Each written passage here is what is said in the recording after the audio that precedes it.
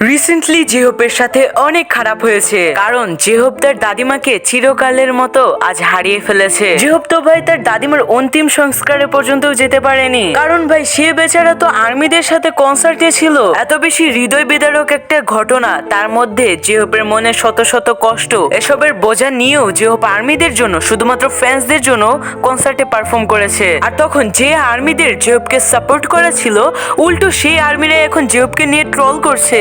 ইন্টারনেটে জেহোপকে নিয়ে এত বেশি হেট পড়ে গিয়েছে যে আমি নিজেই বুঝতে পারছি না যে ইয়ার এগুলো আসলে হচ্ছেটা কি ভাই। এন্ড একজন বিটিএস আর্মি হিসেবে তোমার অবশ্যই এই ব্যাপারটা জানা উচিত যে এই সময় আসলে এই ফ্যান্ডমটাতে হচ্ছেটা কি। সো তাই তোমার জন্য এই ভিডিওটা অনেক অনেক বেশি ইম্পর্টেন্ট। তো আর্মি, তুমি যেমনটা জেনে থাকবে জেহোপের দাদিমা এই পৃথিবীতে আর নেই, সে মারা গিয়েছে। আর বেচারা আমাদের জেহোপ তো তার গ্র্যান্ডমাদারের সাথে শেষবারের মতো দেখাটাও করতে পারেনি, কারণ জেহোপ যখন জাপানে পৌঁছে প্লেন থেকে ল্যান্ড করে তখনই সে এই নিউজটা পায় যে তার দাদিমা ইন্তেকাল করেছেন। জেহোপের দাদিমা তো জেহোপের সাথে খুবই ক্লোজ এবং অ্যাটাচ একজন মানুষ ছিলেন, কারণ জেহোপের দাদিমা তাকে ছোট্টবেলা থেকে খুবই খুবই ভালোবাসা দিয়ে বড় করেছেন। জেহোপ এটা নিজে কনসার্টে বলে যে তার দাদিমা তাকে বেঁচে থাকতে কত বেশি সাপোর্ট করেছিলেন। শুধু তো জেহোপই নয়, অন্যান্য বিটিএস মেম্বারদেরও সে খুবই ভালোবাসতো। আর জেহোপ তো আজকের এই কনসার্টটা একদমই তার দাদিমাকে মিন করে করেছে, যাতে তার দাদিমা হেভেন থেকে তাকে ও কনসার্টটা দেখে অনেক বেশি প্রাউড ফিল করে। কিন্তু এই টাইমে জেহোপকে যেই ফ্যান্ডমের সাপোর্ট করা উচিত, এখন তারাই জেহোপের এগেইনস্টে চলে গিয়েছে, তাকে নিয়ে ট্রোল করা শুরু করে দিয়েছে। তো কিছু কিছু ফ্যানরা সোশ্যাল মিডিয়াতে পোস্ট করা শুরু করে দিয়েছে জেহোপ তো দেখছি অনেক খারাপ একটা গ্র্যান্ডসন, যখন সে এটা জানতোই যে তার গ্র্যান্ডমা মারা গিয়েছে,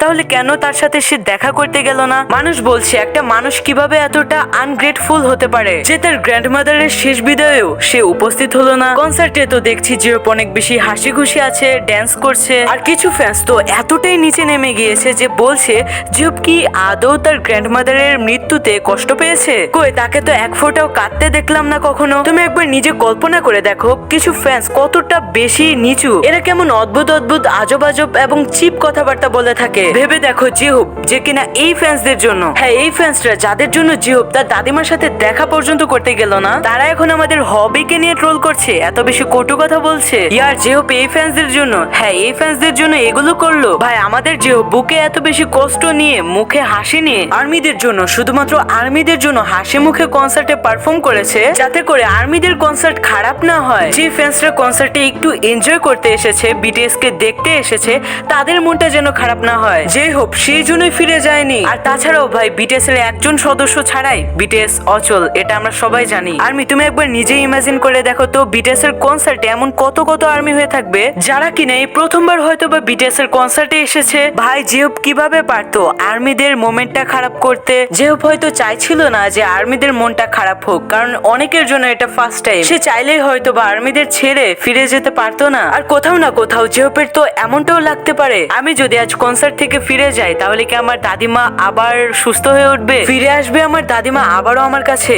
না। তো তারপর হয়তো জেহোপের এমনটা মনে হয় আজ যদি আমি পারফর্ম করি, হয়তো বা আমার দাদিমা স্টার থেকে আমাকে দেখে অনেক বেশি খুশি হবেন। এটা হয়তো জেহোপের কোন একটা বিশ্বাস হতে পারে। তো আর্মিরা এই টাইমে আমাদের অবশ্যই অবশ্যই উচিত জেহোপের জন্য অনেক ভালো ভালো সুন্দর সুন্দর এবং মোটিভেশনাল মেসেজ দেওয়া, কারণ জেহোপ তো আর্মিদের জন্য এত বড় একটা স্যাক্রিফাইস করেছে, তাই না? আর্মি তো তুমি আমাকে কমেন্টে জানিয়ে দাও তুমি জেহোপকে কি বলতে চাও এই নিয়ে, আর জেহোপের গ্র্যান্ডমাকে তুমি কত বেশি মিস করবে সেটা অবশ্যই কমেন্টে জানিয়ে দিও। আর যাওয়ার আগে বিটিএস কে ভালোবেসে থাকলে ভিডিওটাতে লাইক করে চ্যানেলটিকে সাবস্ক্রাইব করে দিও।